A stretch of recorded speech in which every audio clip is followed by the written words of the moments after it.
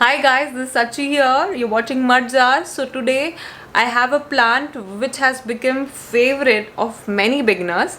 So this is commonly known as ZZ plant. The scientific name for this is Zamioculcas zanzibar. So this is a succulent. So this has become famous because this plant can live in darkest of areas of your house and in brightest of areas of your house. So this is such an amazing plant, being very common in the market. I just decided to share it. If anyone is missing the care for it, you can just take help from this video. So this is a very small plant which I have multiplied from a bigger plant. I have many Zanzibars doing very good in my house in different location, but they do really good if you give them little bright light.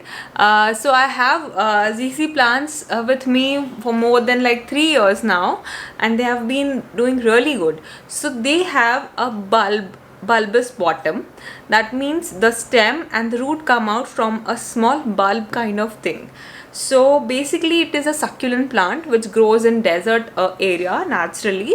So it needs succulent mix, which is a very porous mix, so that the water flows out easily and the soil remains well drained all the time. So I have given it a good amount of sand and perlite with the mix of cocoa peat and compost. So the Zanzibar plant is known for its versatility, that it can still survive in the low light areas. But one thing you need to remember, so that your plant is happy in all part of your house, is do not overwater it.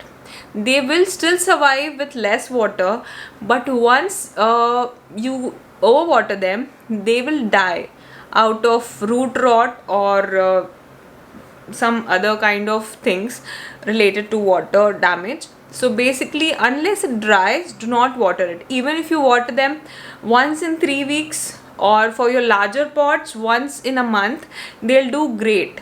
When you water, make sure when you're watering the water comes out and the whole pot has become wet. This particular thing I'm showing because I've kept this in a terracotta pot.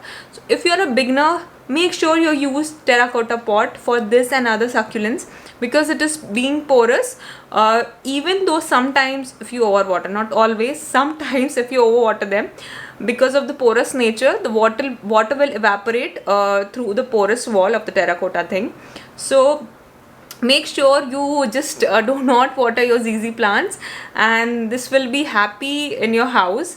And there are many plants which are not pet friendly, but I'm sure about this one. It said ki it is not pet friendly and also not good for children.